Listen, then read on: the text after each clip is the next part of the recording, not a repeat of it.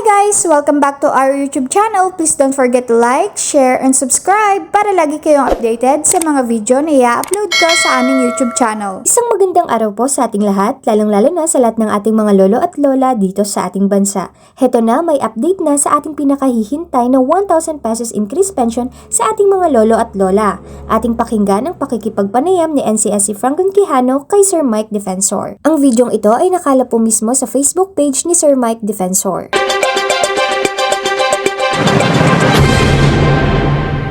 Ito, tanong na marami. Bakit daw minsan di sila nakakatanggap ng stipend? Again, hindi pa kay kay Attorney Frank, sa ibang opisina pa yan. Why is it delayed?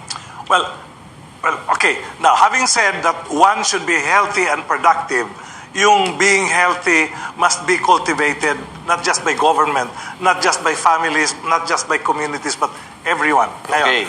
Kailangan pag-usapan ng benepisyo. Yung 500 pesos to, ha? Yung delay na.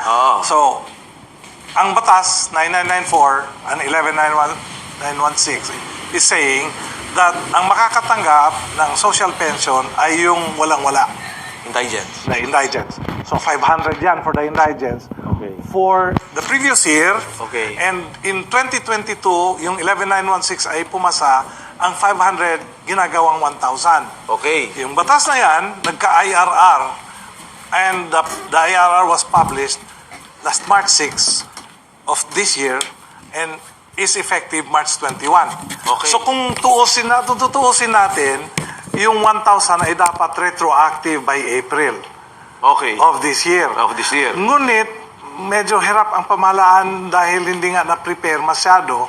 And so, DBM is assuring us that what is certain and definite is by next year, January, 1,000 na talaga yan para sa indigent senior citizens.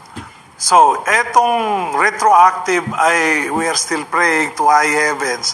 Sana makahanap ang ating pamahalaan ng dagdag na maybe about 20 billion na lang kasi effective April or even 18 billion para mabibigyan yung mga senior citizens na dapat mag-benefit because the law is already effective. Thanks for watching! Please don't forget to like, share, and subscribe!